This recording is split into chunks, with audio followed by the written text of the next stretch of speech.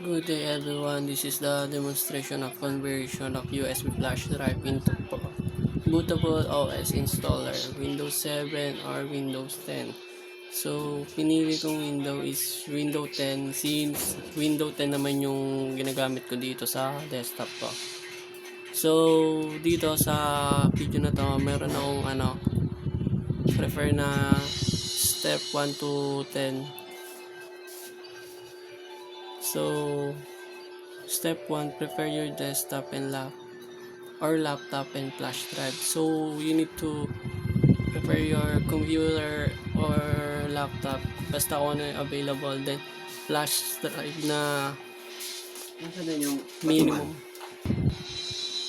So, yun nga, just like I said earlier, you need to prepare your flash drive at least minimum 8 GB. Then, download Windows 10 64-bit file yung ISO. So papakita ko sa inyo mamaya paano i-download yun. So select your flash drive, then boot selection, and this, then yung GPT. So proceed muna tayo kung paano natin download yun. So sa pagda-download, sinerch ko lang dito yung wait lang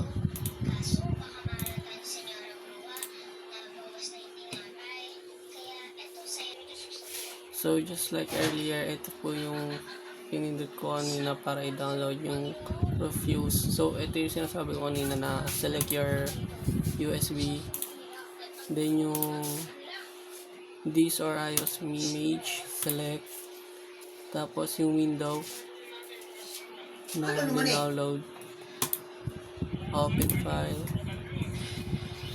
then yung GPT. So maano nyo siya dito kung yung GPT nya dito sa may task manager sa may volume, then start. So pag yan ay lumabas, okay nyo lang yan, warning lang yan na, then tapos pangalanan natin, check nyo po to. Tapos ito ay kunyari ito ay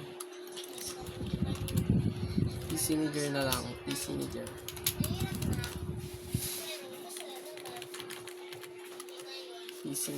So yan, pindutin natin yung okay, then okay.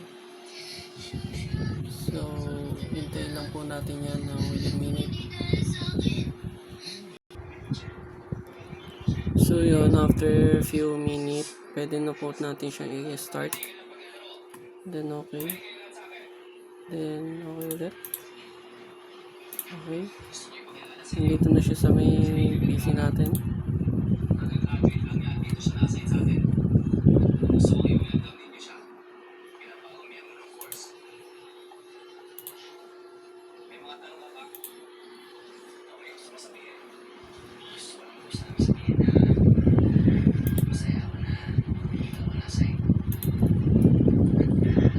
So ito na po siya.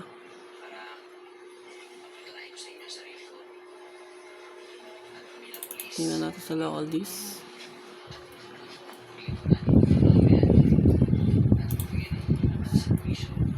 Ito siya.